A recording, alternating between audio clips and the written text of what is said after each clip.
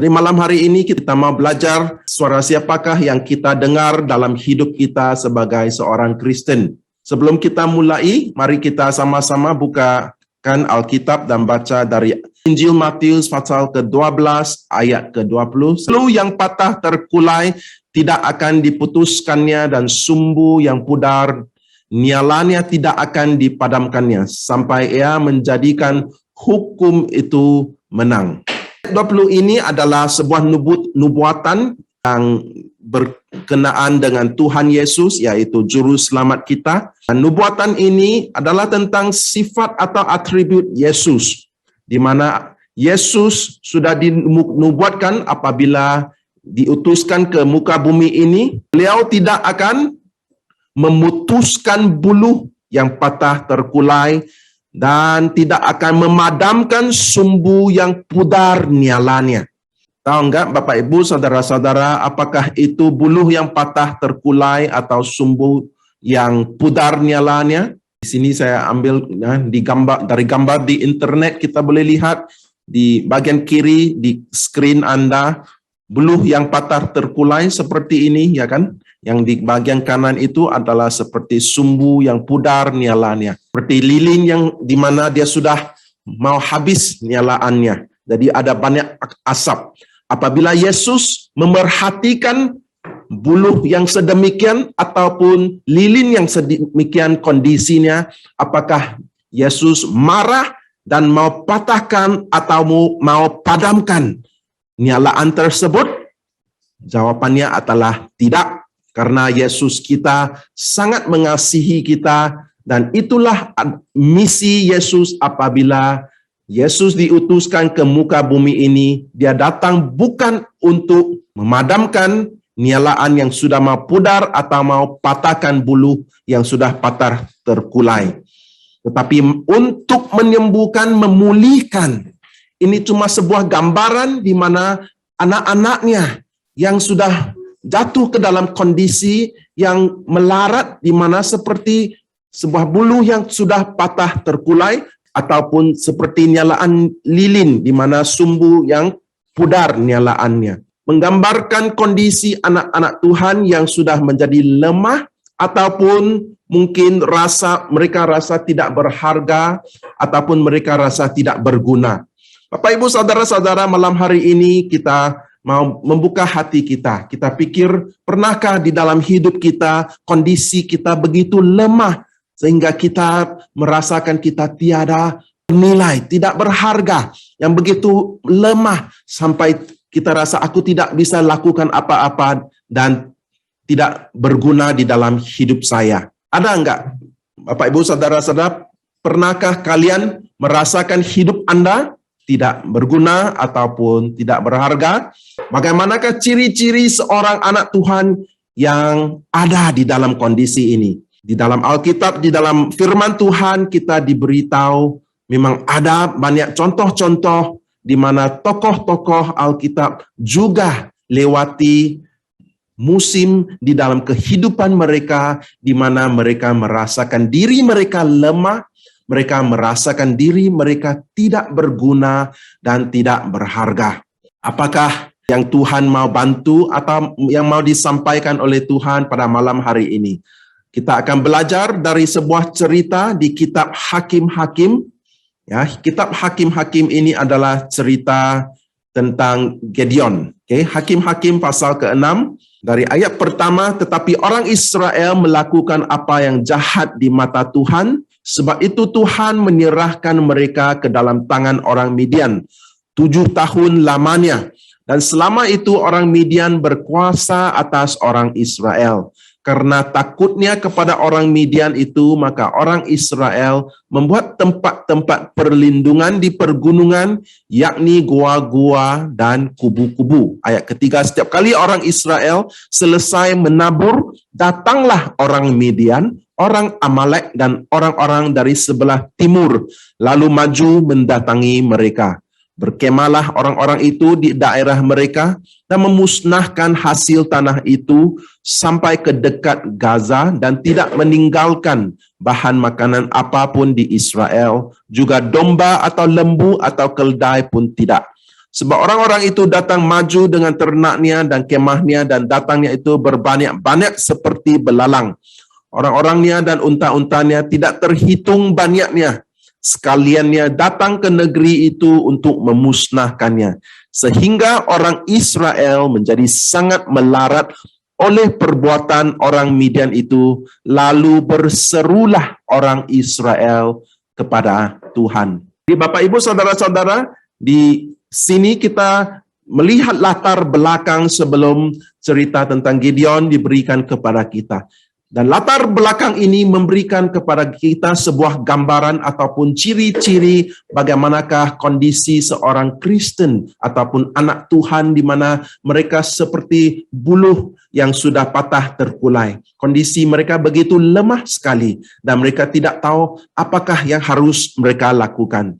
Dan dari merenungi ayat-ayat tadi, kita dapat melihat ada waktunya di dalam hidup kita di mana kondisi kita juga sedemikian.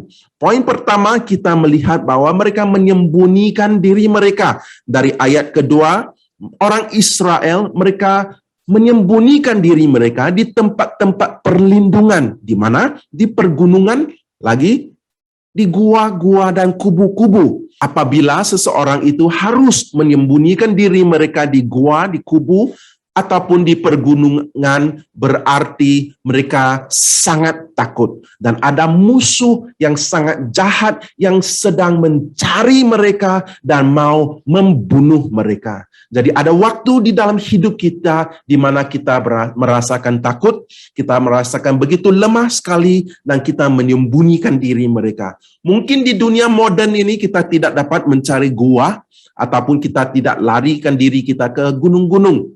Tetapi di dunia yang modern ini, apa yang kita lakukan? Bagaimana kita menyembunyikan diri kita? Kita membangunkan tembok, kita adakan dinding tembok pemisah di dalam kehidupan kita. Kita tidak mau adanya hubungan dengan saudara-saudara yang lain, karena kita merasakan diri kita lemah. Kita tidak mau ngomong-ngomong dengan siapa, berbicara dengan siapa. Mengapa? Karena ada waktu, ada musim di dalam hidup kita, kita merasakan diri kita begitu takut, begitu lemah, dan kita hanya mau bersendirian. Dan ataupun di mana musuh datang begitu kuat sekali hingga kita menjadi takut dan kita bersembunyi. Dan kondisi yang disebutkan di sini adalah di mana musuh telah pun memusnahkan hasil tanah mereka. Coba lihat poin kedua, apakah ciri-ciri seorang Kristen yang sedang melalui kondisi sedemikian.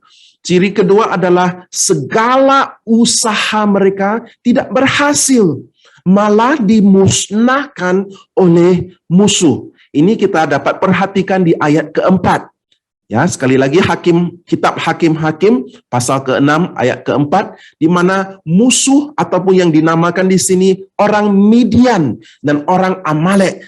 Kedua-dua suku kaum ini adalah musuh anak Tuhan. Orang-orang Midian dan orang-orang Amalek, mereka datang memusnahkan hasil tanah orang Israel. Setelah mereka menabruk, setelah mereka membuatkan segalanya, apabila datangnya untuk menuaikan hasil mereka, musuh datang dan memusnahkan hasil tanah mereka dan tidak meninggalkan bahan makanan di Israel. Coba bayangkan Bapak Ibu Saudara-saudara, kita mungkin melakukan sesuatu, berusaha untuk mendapatkan uang, berusaha untuk mendapatkan makanan di dalam hidup mereka, dan tiba-tiba dicuri oleh musuh kita, diambil secara paksa. Siapakah musuh kita?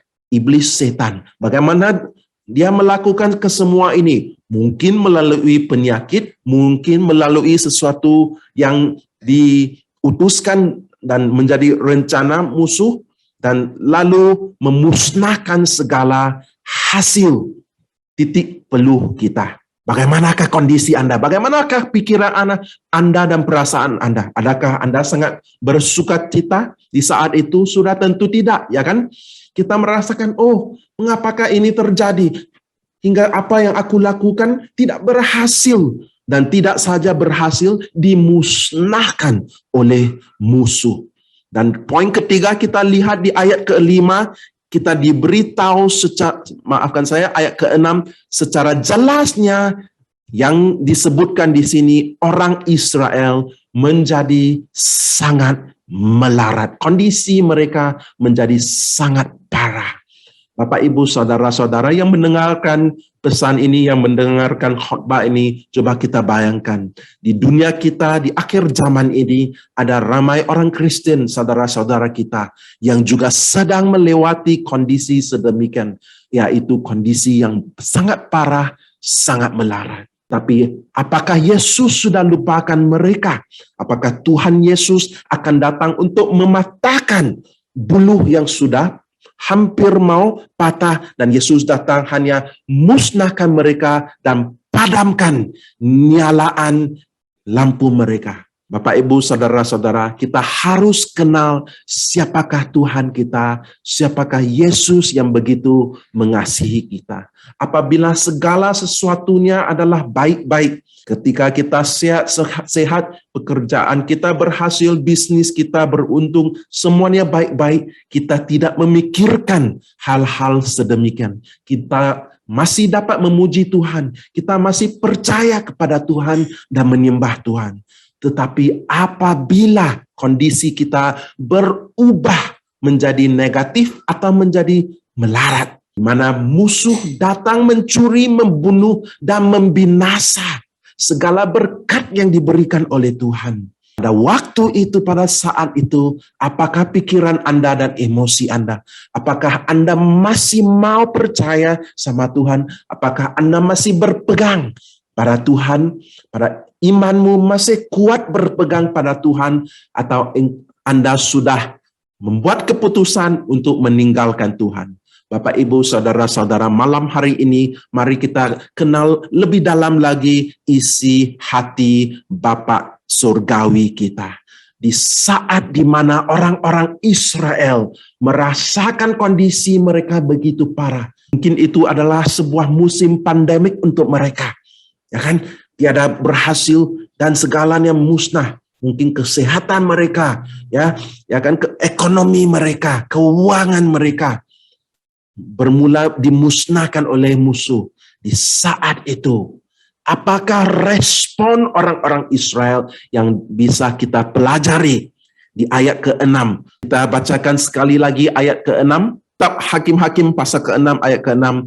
Sehingga orang Israel menjadi sangat melarat oleh perbuatan orang Midian, yaitu musuh mereka. Lalu berserulah orang Israel kepada Tuhan. Haleluya. Mereka tidak berputus asa.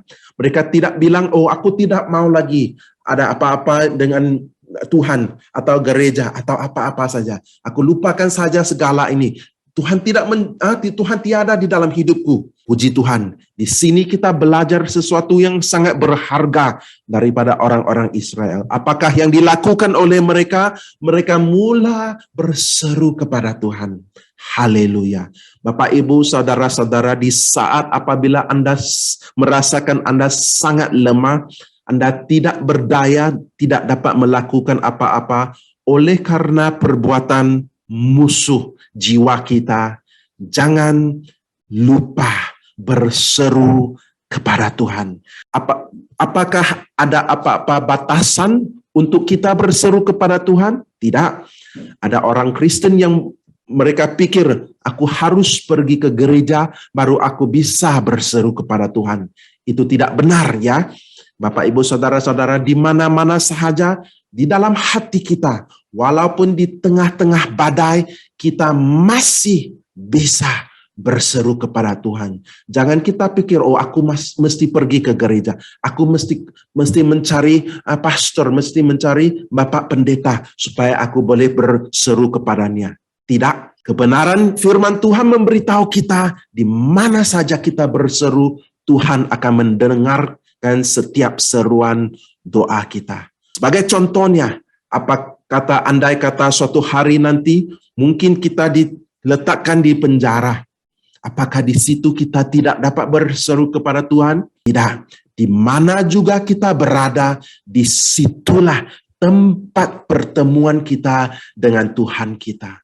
Jangan biar apa-apa juga kondisi eksternal, yaitu kondisi luaran, ataupun kondisi dalaman, yaitu ketakutan. Mungkin apabila kita berada di sesuatu situasi, kita merasakan takut, ataupun kondisi luaran. Sikon kita yang di luaran itu menyebabkan kita merasakan tidak ada pengharapan.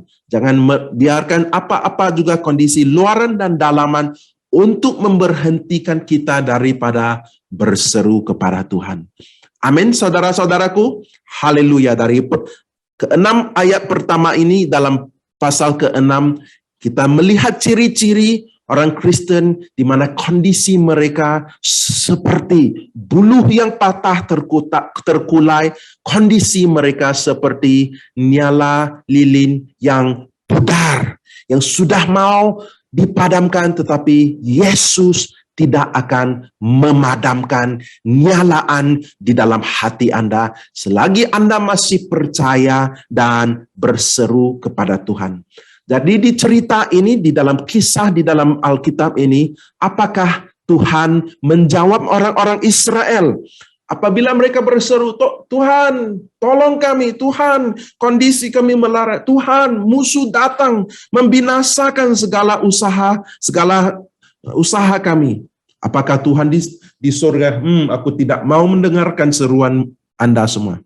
Coba kita lanjutkan lagi di ayat ke-7. Dari ayat ke-7 hingga ayat ke-10, ketika orang Israel berseru kepada Tuhan karena orang Midian itu, mari kita lihat di ayat ke-8. Maka Tuhan mengutus seorang nabi kepada orang Israel yang berkata kepada mereka, beginilah firman Tuhan, Tuhan Israel, akulah yang menuntun kamu keluar dari Mesir dan yang membawa kamu keluar dari rumah perbudakan. Aku melepaskan kamu dari tangan orang Mesir dan dari tangan semua orang yang menindas kamu. Bahkan aku menghalau mereka dari depanmu dan negeri mereka kuberikan kepadamu.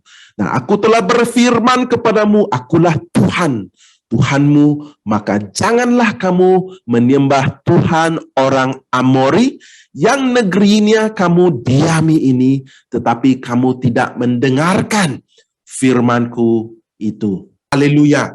Apabila orang Israel berseru kepada Tuhan, Tuhan menjawab seruan doa mereka.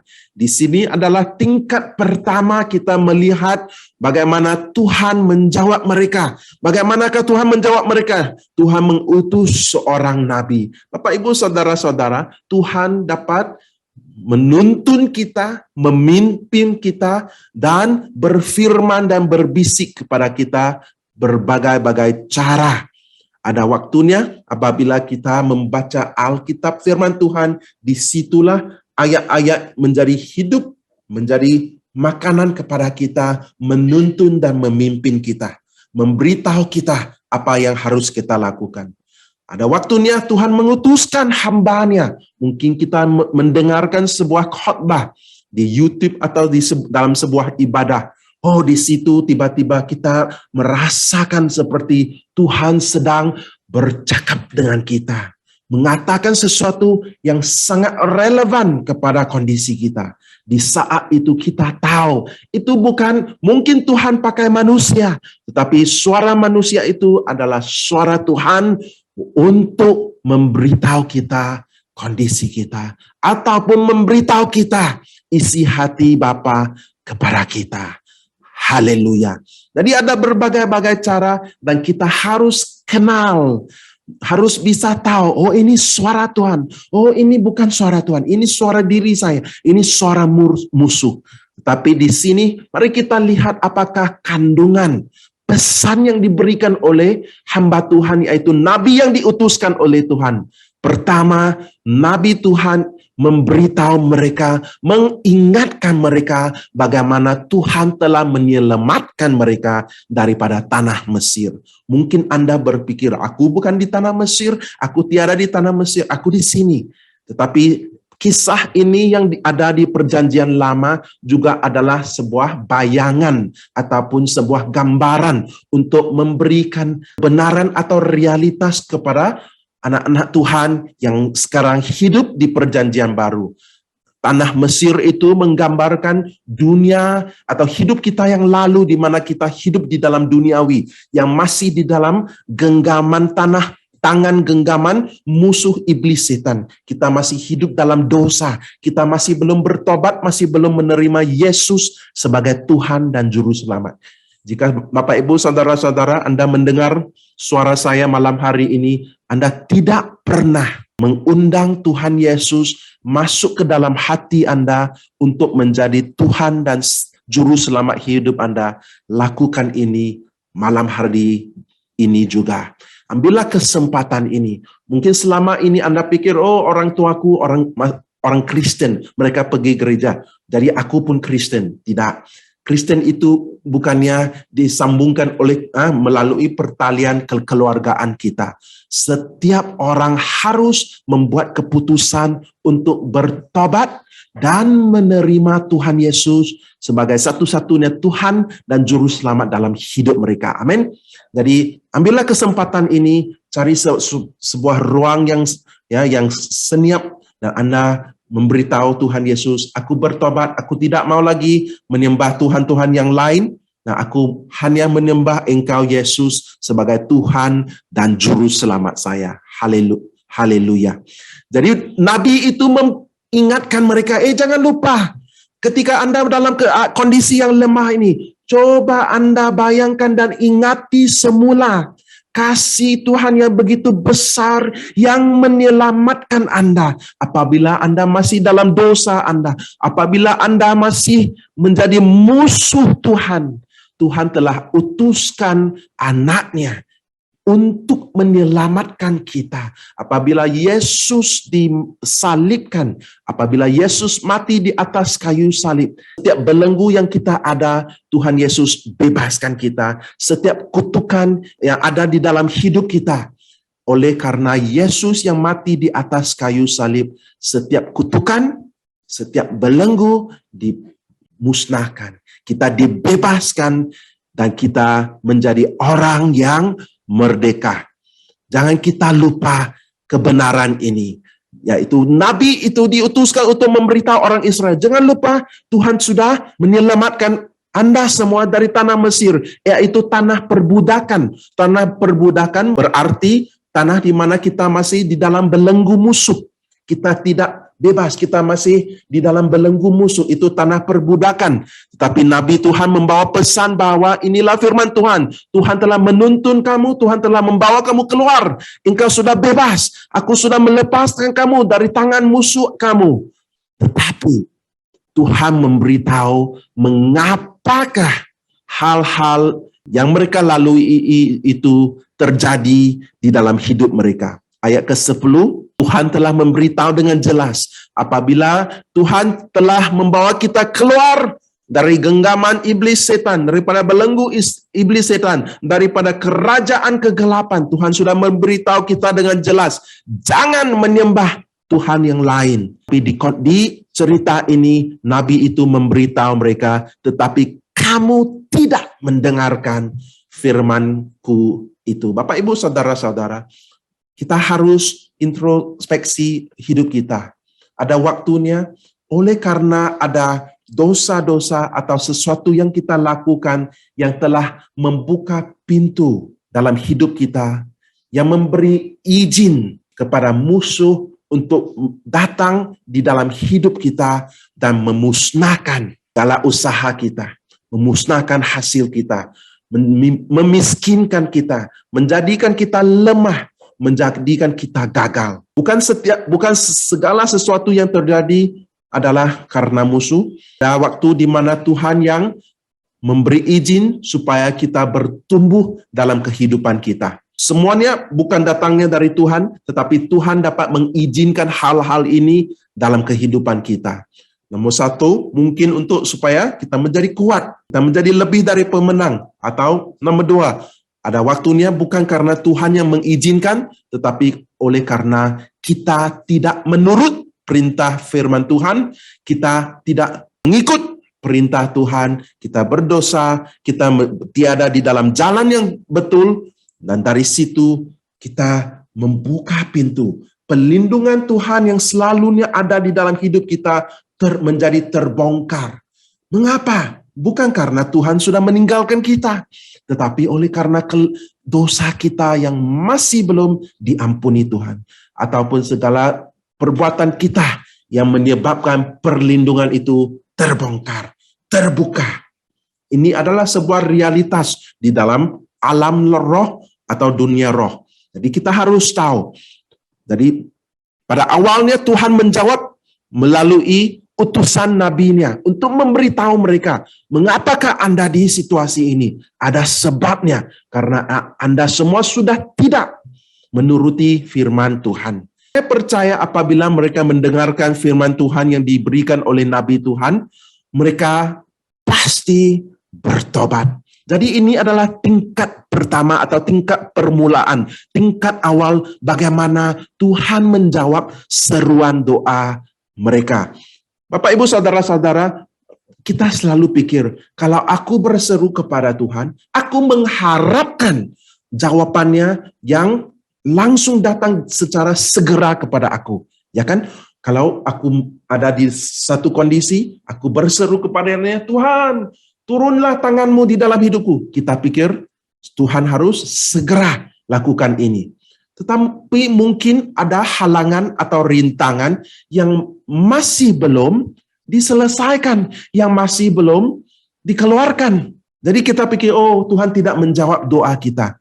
Dari cerita ini kita dapat belajar jalan Tuhan. Apabila kita tidak secara segeranya mendapat jawaban kepada seruan doa kita, tidak berarti Tuhan tidak mendengar. Tuhan sudah berfirman, Tuhan sudah menjawab.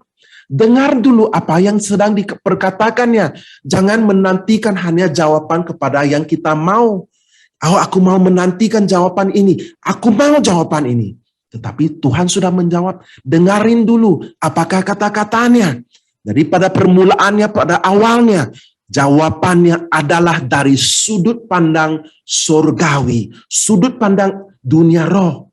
Tuhan harus pada awalnya selesaikan segala rintangan, keluarkan, bebaskan kita dahulu daripada genggaman Tuhan, tangan musuh.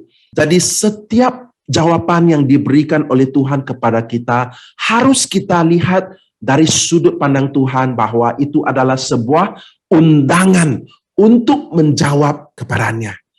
Supaya kita meresponi apa yang sudah Tuhan berikan kepada kita. Setiap jawaban itu adalah untuk menuntun kita untuk jawaban yang selanjutnya. Jangan kita pikir, oh sekali saja. Tuhan mau menjalin, memupuk sebuah hubungan dengan kita. Jadi dia memberikan jawaban pada awalnya. Dia memberikan pimpinan tuntunannya lewat firman-Nya kepada kita. Oke, Anda bertobat dulu. Kemudian jangan pergi. Mungkin kita bertobat, kita balik ke hidup kita yang lama. Tidak. Apakah langkah seterusnya? Tuhan mau memimpin kita langkah demi langkah demi langkah. Karena ini adalah sebuah hubungan. Bukan sebuah mesin. Jangan hanya datang kepada Tuhan seperti mesin. Tuhan, aku mau ini. Aku taruh duit, berikan aku satu minuman. Aku taruh uang, dapat aku minum ini. Lepas minum, aku biarkan Tuhan, aku lepaskan, aku tidak mau Tuhan lagi. Itu bukan kekristenan. Kekristenan itu adalah sebuah hubungan. Apabila kita minta, Tuhan menjawab, dan Tuhan akan menjawab lagi, supaya dia terus membawa, menuntun kita ke penerobosan, dan terus mengenalnya dengan lebih dalam dan lebih intim lagi. Jadi kita harus belajar jalan-jalan Tuhan supaya apabila kita menerima jawaban Tuhan ini, akan menuntun kita ke jawaban Tuhan yang selanjutnya. Coba kita lihat, lanjutkan ayat ke-11 hingga ayat ke-14. Dari ayat-ayat ini kita lihat bagaimana sekarang Tuhan menjawab orang Israel, ini tingkat kedua ya, tingkat selanjutnya. Ayat ke-11 hingga ayat ke-14. Kemudian datanglah malaikat Tuhan dan duduk di bawah pohon terbantin di Ofra, kepunyaan Yoas orang Abiezer itu. Sedang Gideon anaknya mengirik gandum dalam tempat pemerasan anggur agar tersembunyi bagi orang Midian. Malaikat Tuhan menampakkan diri kepadanya dan berfirman kepadanya demikian. Tuhan menyertai engkau. Ya pahlawan yang gagah berani. Jawab Gideon kepadanya, Tuanku, jika Tuhan menyertai kami, mengapa semuanya ini menimpa kami? Di manakah segala perbuatan-perbuatannya yang ajaib yang diceritakan oleh nenek moyang kami kepada kami? Ketika mereka berkata, bukankah Tuhan telah menuntun kita keluar dari Mesir? Tetapi sekarang Tuhan membuang kami dan menyerahkan kami ke dalam cengkeraman orang Midian. Lalu berpalinglah Tuhan kepadanya dan berfirman, pergilah dengan kekuatanmu ini dan selamatkanlah orang Israel dari cengkeraman orang Midian. Bukankah aku mengutus engkau? Jadi ini adalah jawaban Tuhan tingkat selanjutnya. Apabila orang Israel ataupun apabila kita meresponi jawaban Tuhan yang awalnya memberitahu kondisi kita tidak menolak pesan-pesan yang keras. Mengapa kamu bagi tahu saya tentang dosa saya? Mengapa kamu memberitahu tentang kelemahan saya? Kesemua ini adalah untuk kebaikan kita. Kalau kita menolak segala pesan-pesan ini dan kita hanya mau dengar pesan-pesan yang manis, yang hanya memberikan rasa yang sukacita kepada kita. Kita tidak dapat bertumbuh dan kita tidak dapat benar-benar hidup dalam jalan yang benar yang akan membawa kita menuju kerajaan surga. Jadi apabila orang Israel meresponi jawaban Tuhan, tingkat kedua, Tuhan datang melawatnya. Tuhan datang melawat hambanya yaitu Gideon. Haleluya. Coba lihat di sini. Pada awalnya Tuhan mengutus nabinya, sekarang Tuhan datang. Mungkin tercatat di sini seperti malaikat, tetapi di perjanjian lama Tuhan juga datang secara pribadinya kepada umatnya. Dan kelihatan seperti seorang malaikat, tetapi sebenarnya adalah dirinya. Tetapi Tuhan menampakkan dirinya sebagai malaikat di kisah ini. Ada di tempat yang lain, memang benar itu adalah malaikat, tetapi di sini adalah Tuhan dirinya sendiri datang menampakkan diri kepada Gideon. Haleluya. Jadi di sini adalah tingkat kedua dan Tuhan membawa salam kepada Gideon. Apa yang Tuhan beritahu? Dia beritahu, Tuhan di ayat ke-12, Tuhan menyertai engkau ya pahlawan yang gagah berani. Aneh kan Bapak Ibu saudara-saudara? Tadi kita lihat, kita bacakan, anak-anak Tuhan atau orang Israel sedang melalui satu masa di mana mereka rasakan kondisi mereka begitu melarat sekali. Dan datangnya Tuhan sebagai malaikat di sini dan memberitahu Gideon, Tuhan menyertai engkau, ya pahlawan yang gagah berani. Apakah Tuhan sedang bercanda dengan Gideon? Sudah tentu tidak kan? Tuhan tidak melakukan hal sedemikian. Tetapi apabila kita merenungi ayat ini, apabila Tuhan membawa salam yang begitu aneh, kita harus paham pandangan Tuhan yang berbeda. Anak Tuhan Gideon melihat, coba lihat di ayat 11. Beliau sedang bersembunyi. Coba mengirik gandum dalam tempat pemerasan anggur. Dia berada di tempat yang salah.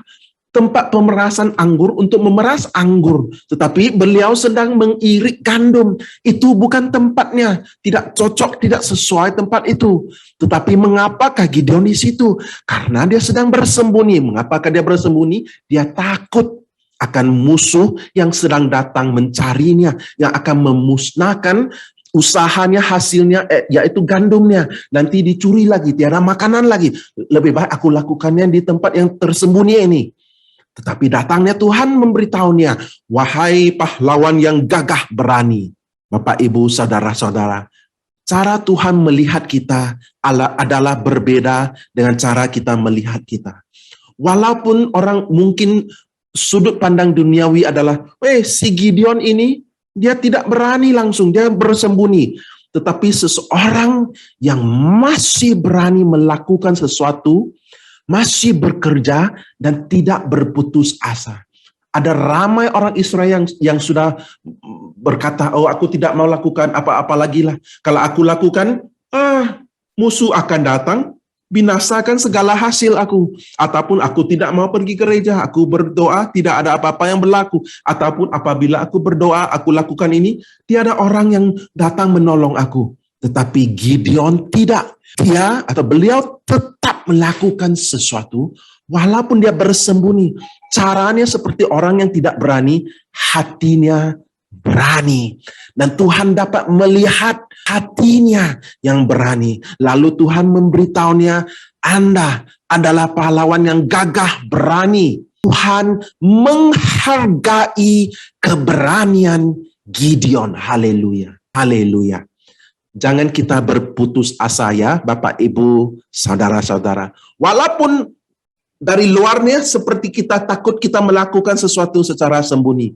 Tetapi sebenarnya kita sedang memberanikan diri kita untuk melakukan sesuatu walaupun kita tahu di akhir zaman ini kegelapan yang mau menutupi bumi ini, kegelapan yang mau menutupi hidup kita, kita tetap memberanikan diri kita tetap percaya kepada Tuhan. Haleluya.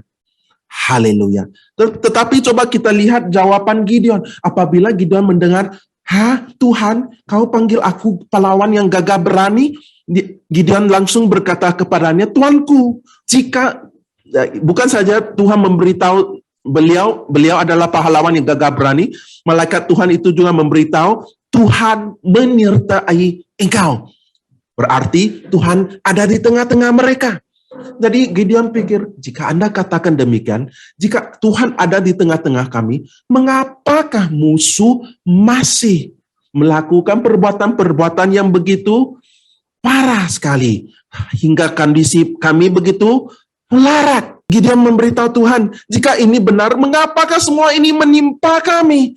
Di manakah perbuatan yang kami dengar daripada moyang kami? Di manakah Tuhan? Jika benar-benarnya Tuhan menyertai kami, di manakah Tuhan? Dan perspektif Gideon yang melambangkan sudut pandang orang Israel di saat itu adalah Tuhan telah membuang kami dan menyerahkan kami ke dalam cengkeraman orang Midian ataupun di dalam tangan musuh. Nah, itu adalah sudut pandang yang bahaya sekali. Kalau kita pikir Tuhan sudah buang kita tidak ada pengharapan lagi, kita tidak dapat percaya pada Tuhan lagi. Tapi ada sesuatu yang harus kita belajar dari Gideon di sini, yaitu walaupun jawabannya salah, Gideon memiliki sebuah hati yang tulus, yaitu Gideon dia menjawab secara tulus dari isi hatinya. Mereka sedang mengalami suatu kondisi yang melarat. Jadi dia hanya berterus terang dengan Tuhan. Dia beritahu, aku tidak percaya. Tidak mungkin Tuhan ada dengan kami. Karena lihat kondisi kami. Walaupun jawabannya salah, hatinya tulus. Bapak, Ibu, saudara-saudara, setiap kali kita berseru kepada Tuhan, kita mesti membawa sebuah hati yang tulus. Tiada gunanya kalau kita berdoa dan dengan banyak kata-kata yang indah, yang manis. Wow, Tuhanku, untuk apa? Yang penting dari hati kita tulus, kita berdoa, Tuhan, aku merasakan diri aku lemah. Tuhan, aku hampir mau berputus asa. Kita boleh berbicara dengan Tuhan sebagai teman kita, sebagai rakan kita, sebagai sahabat kita. Karena Tuhan memahami kita dan Tuhan mengasihi kita. Kita harus belajar untuk memupuk sebuah hubungan dengan Tuhan. Kita harus datang kepadanya, mendekatinya dengan hati yang tulus. Mengapakah saya katakan ini adalah sesuatu yang bisa kita pelajari? Karena Tuhan menghargai ketulusan hatinya. Bagaimana saya tahu? Coba lihat di ayat ke-14. Di screen Anda, ayat ke-14. Lalu berpalinglah Tuhan kepadanya. Lihat di sini. Lalu berpalinglah Tuhan kepadanya. Sebelum itu, Tuhan sedang berbicara dengannya, tetapi tidak melihatnya. apabila Gideon menjawab, walaupun jawabannya salah, walaupun pertanyaannya salah, oh di manakah Tuhan? Tetapi dia memiliki sebuah hati yang tulus. Dia tidak tipu, dia tidak menjadi hipokrit di hadapan Tuhan. Dia memberitahu secara terus terang, secara benarnya, kondisinya. Dan oleh karena dia berseru sedemikian, Tuhan berpaling kepadanya. Tuhan kita mendekati orang yang tulus, orang yang ikhlas. Seruan doa kita harus ikhlas. Jangan ada apa-apa kepalsuan dalam doa kita. Tidak perlu pakai kata-kata yang manis, indah, yang tidak ada makna jika tidak benar, bukannya benar dari hati kita. Kesemua itu hanya kepalsuan. Dan Tuhan tahu kalau kita berdoa dengan kepalsuan, Dia tidak akan menjawab. Tetapi apabila kita memiliki hati yang ikhlas, Tuhan berpaling kepada Gideon. Haleluya. Puji Tuhan. Kita lanjutkan 2 ayat lagi. Ayat 15 dan ayat 16. Tetapi jawabnya kepadanya. Sekarang Gideon menjawab kepada Tuhan, Tuhanku, dengan apakah akan ku selamatkan orang Israel? Ketahuilah kaumku adalah yang paling kecil di antara suku Manasye, dan aku pun seorang yang paling mudah di antara kaum keluargaku. Berfirmanlah Tuhan kepadanya, tetapi akulah yang menyertai engkau. Sebab itu engkau akan memukul kalah orang Midian itu sampai habis. Sebelum ini kita lihat ayat ke-14, bagaimana ia berakhir di ayat ke-14. Di sini setelah Tuhan berpaling kepada Gideon, Tuhan berfirman, pergilah dengan kekuatanmu dan selamatkan orang Israel dari cengkeraman orang Midian. Apabila Gideon mendengar perintah ini untuk pergi dan selamatkan orang Israel, Gideon merasakan takut. Itu yang ada di ayat ke-15. Bagaimana aku dapat melakukan ini? Bagaimana aku dapat selamatkan orang Israel? Aku adalah dari suku kaum yang kecil. Apa yang bisa aku lakukan? Aku seperti bulu yang sudah patah terkulai. Tidak berharga. Tidak ada guna lagi hidupku. Aku sudah tua, aku sudah lemah. Aku tidak dapat melakukan apa-apa untuk menolong siapa-siapa. Dan sekarang, Tuhan, engkau mengutuskan aku untuk menyelamatkan suku kaum aku. Menyelamatkan umatmu? Tidak mungkin, Tuhan. Aku tidak bisa. Di sini kita berhenti seketika dan coba kita renungkan. Bapak, Ibu, Saudara-saudara, mengapakah Gideon menjawab Tuhan dan mulai memberitahu Tuhan, kaumku adalah paling kecil, yaitu suku Manasye, aku adalah yang paling muda. Di sini saya mau bertanya kepada setiap kita di sini.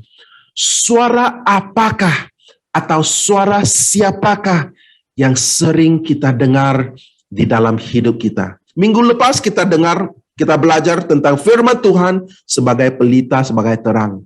Malam hari ini kita harus menjawab pertanyaan ini, yaitu suara siapa yang kita dengar. Sekiranya selalu kita hanya dengar suara keterbatasan. Oh, aku adalah yang tidak guna. Suku kaum aku adalah yang paling kecil, aku paling muda. Jika selalu kita mendengar suara pembohongan, suara negatif, suara keterbatasan, suara latar belakang, oh dulu keluargamu miskin, kamu datang dari kampung yang kecil, kamu tidak dapat lakukan apa-apa, kamu selalu pikirkan hal-hal ini, suara ini selalu Anda dengar. Ya, kondisi alami Anda, yaitu kondisi natural Anda. Suara yang sebenarnya bukan setiap pikiran adalah pikiran Anda. Dengar baik-baik ya, Bapak, Ibu, Saudara-saudara. Pikiran kita ada pikiran yang ditaruh oleh musuh, setan. Dia coba letakkan satu pikiran di dalam minda kita. Kita boleh menolak ataupun menerima. Kalau Anda menerima setiap pikiran yang datang, dan Anda pikir itu adalah pikiran Anda mulai mendengarnya. Oh, aku tidak guna. Suara itu memperkecilkan Anda. Suara itu meremehkan Anda, memperhinakan diri Anda. Itu bukan suara Tuhan. Itu adalah suara untuk membinasakan iman Anda. Kita harus tahu memperbedakan suara siapa yang kita dengar. Amin. Saudara-saudaraku, haleluya. Ada amin Bapak Ibu, saudara-saudara? Suara siapa yang Gideon dengar?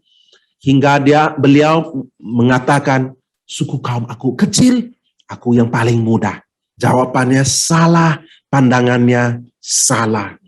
Dia pikir, oh nanti biarlah aku datang dari suku kaum yang paling besar. Ada banyak orang Kristen yang selalu pikir, tunggu nanti aku kaya, Tuhan pakai aku. Bila aku sudah kuat, Tuhan pakai aku. Tetapi di saat di mana Anda lemah, kondisi Anda sekarang atau kondisi di mana Anda seperti buluh yang patah terkulai, kondisi itu di saat itu Tuhan menyertai Anda dan saya. Bapak, Ibu, dan saudara-saudara, di dalam Injil, setiap Injil yaitu di Perjanjian Baru, Matius, Markus, Lukas, dan Yohanes, kita belajar di mana setiap kali Yesus bertemu dengan orang untuk menyembuhkan mereka, sama ada menyembuhkan mereka atau mengajar mereka, setiap pertemuan Yesus Kristus semasa pelayanannya di atas muka bumi ini, Yesus bertemu dengan buluh yang patah terkulai.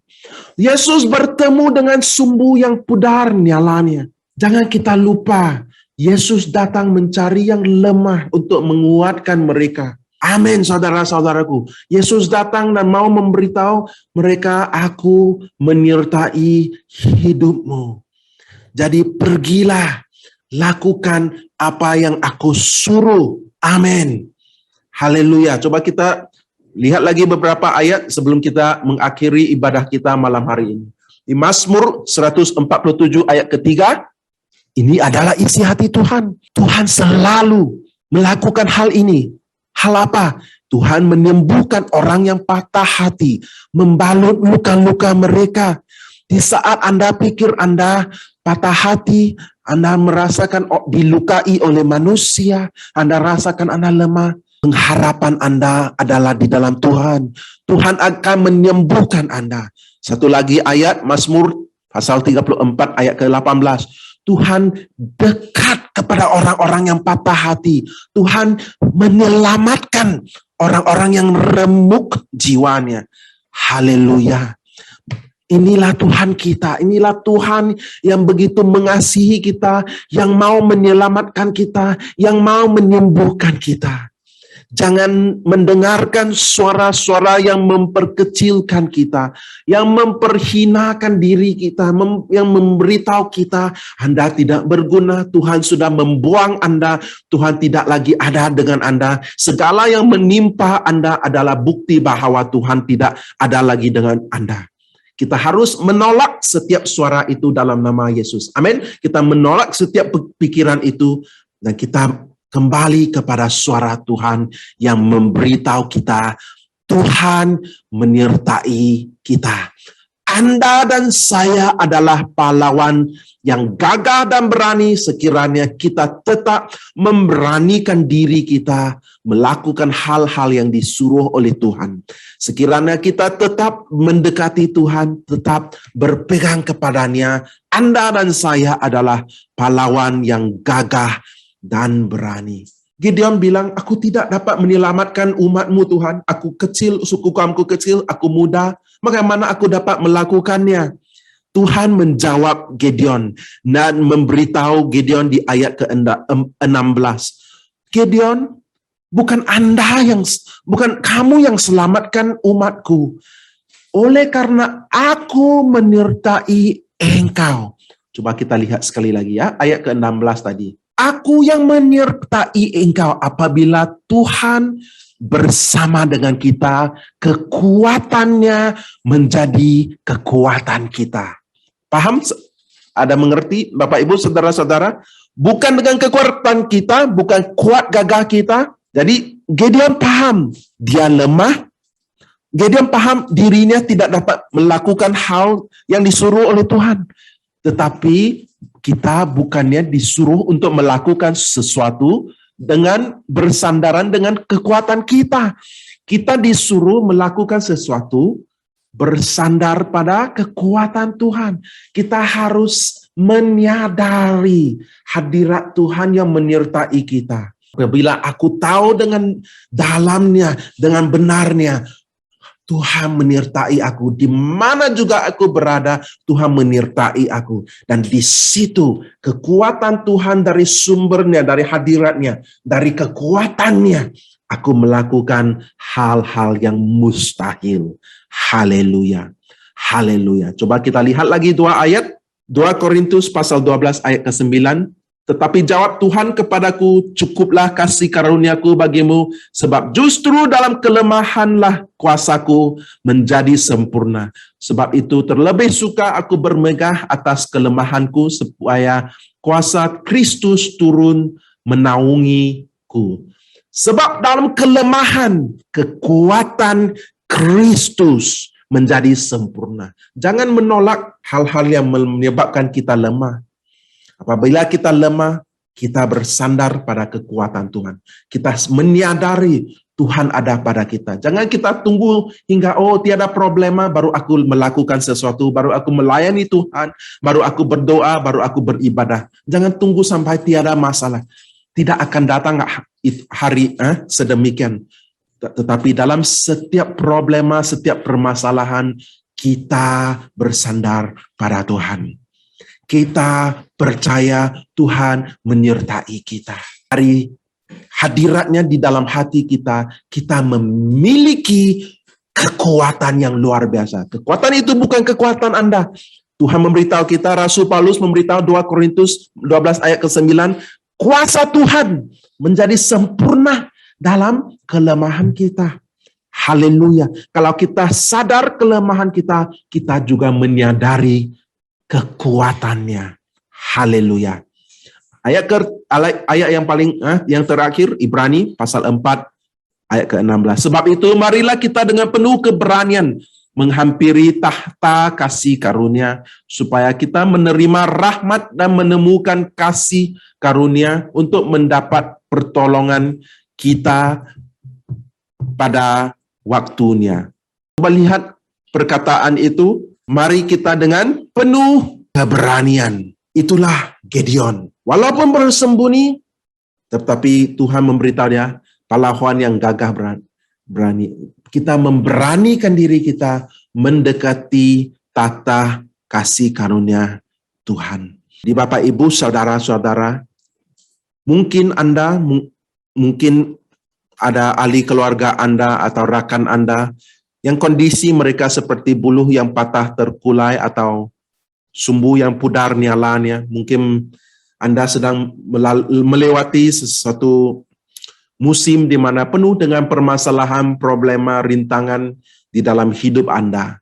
Jangan berputus asa. Malam hari ini kita belajar dari kisah Gideon, di mana kita melihat jalan-jalan Tuhan. Yang pentingnya kita mendekati Tuhan dengan hati yang tulus, memberanikan diri kita untuk mendekatinya. Setiap kali Tuhan menjawab seruan doa kita, kita meresponi jawabannya. Sekiranya Tuhan memberitahu kita bertobat, Anda sudah berdosa, kita meresponi suara Tuhan. Dan coba kita memerhatikan pikiran kita. Apakah selalu kita memberi izin kepada pikiran iblis untuk memasuki pikiran kita? Sekiranya kita selalu memberi izin, memberi ruang kepada iblis untuk memberikan pikirannya kepada kita, kita akan terus menjadi lemah tanpa mengetahui kekuatan Tuhan. Kita harus lebih sadar penyertaan Tuhan daripada kelemahan kita. Amin, saudara-saudaraku. Kesadaran itu sangat penting. Karena apabila kita menjalani kehidupan seharian kita, apakah yang Anda sadar? Kita sadari dunia alami, realitas dunia alami, atau kita sadari hadirat Tuhan, di mana Tuhan berjanji, aku menyertai engkau.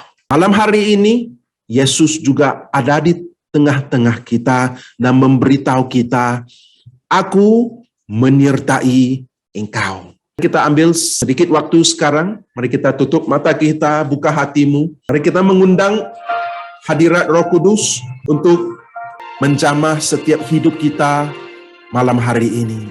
Bapa yang baik, Bapa surgawi, kami mengucap syukur atas firman-Mu yang telah Engkau berikan kepada setiap kami. Kami tahu Engkau sangat mengasihi kami dan Engkau tidak pernah membuang kami, Engkau tidak pernah membiarkan kami. Dan sekiranya ada sesiapa di tengah-tengah kami yang merasakan lemah seperti buluh yang disebutkan di ayat firman tadi ataupun nyalaannya sudah pudar, Roh Kudus, malam hari ini kami mengundang-Mu datang berkarya di tengah-tengah kami. Setiap saudara-saudara kami yang hadir malam hari ini, kami berdoa supaya aliran Roh Kudus-Mu datang menjamah, menguatkan setiap kami.